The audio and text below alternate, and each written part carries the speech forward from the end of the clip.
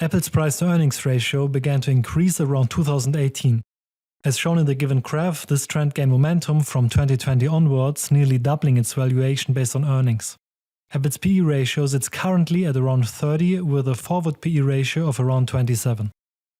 This is Shareholder Culture, and in this video I'll be discussing Apple and its shift in financial strategy in recent years. I'll also delve into the specific event that triggered this strategy shift, which has played a significant role in the substantial expansion of Apple's valuation since 2018. The story begins with the Tax Cuts and Jobs Act, short TCJA. In January 2018, the TCJA came into effect, signed into law by Donald Trump in late 2017.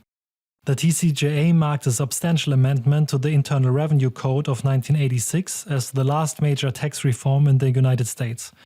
Given that Apple held the position of the world's largest tax player in 2017, the impacts of these changes were not only significant for Apple, but also for numerous other US-based companies.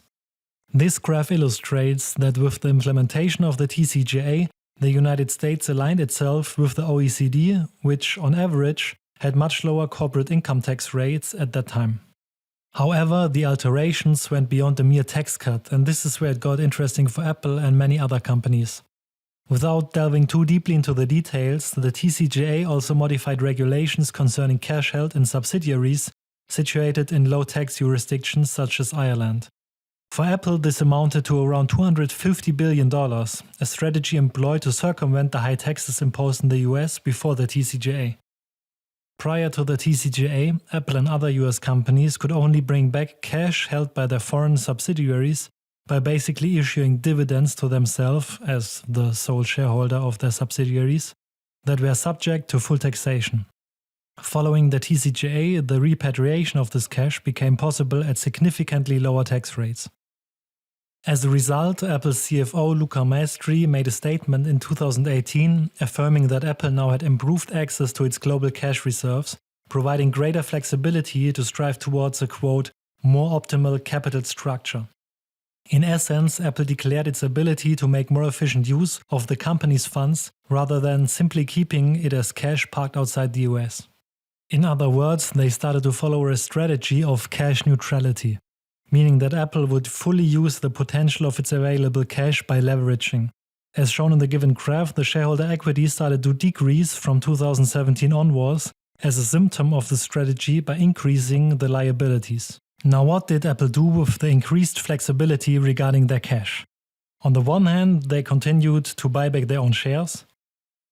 On the other hand, they also continued to increase their dividends. As a side note, Apple reduces its outstanding shares so rapidly that the cost of the distributed dividends increases at a much slower rate than the dividend hikes would suggest. Between 2020 and 2021, they even decreased their costs of the dividends paid in absolute terms. However, they did not really accelerate share buybacks nor dividend hikes. What they really did was to heavily increase their R&D expenses, as represented by the steadily rising expenditure ratio shown in the graph.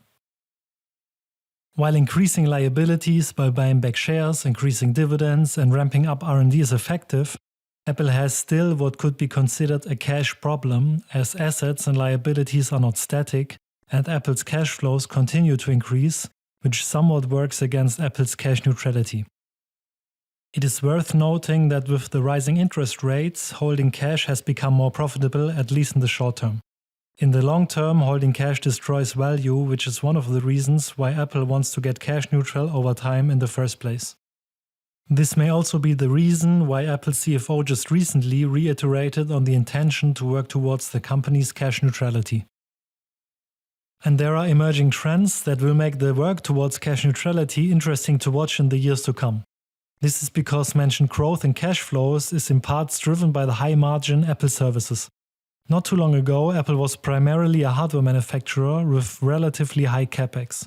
However, it is slowly transitioning into a software-oriented company with capex even slightly declining in the last years. As illustrated here, the revenue share from services has been on the rise lately. One example is Apple Pay, which has enabled Apple to enter the lucrative payment sector.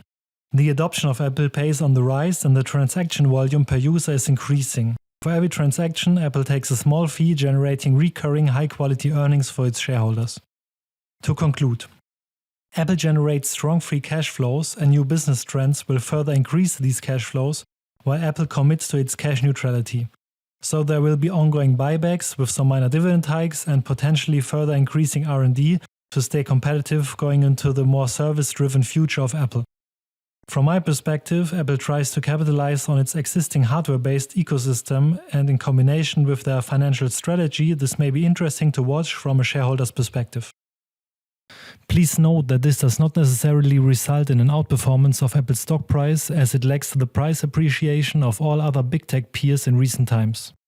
As a disclaimer, I don't own any Apple shares and my claims represent primarily my own opinion, although I try to back them with data whenever possible.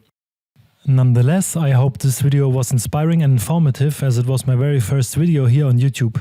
Hope to see you for my next one, so make sure to like and subscribe. Bye.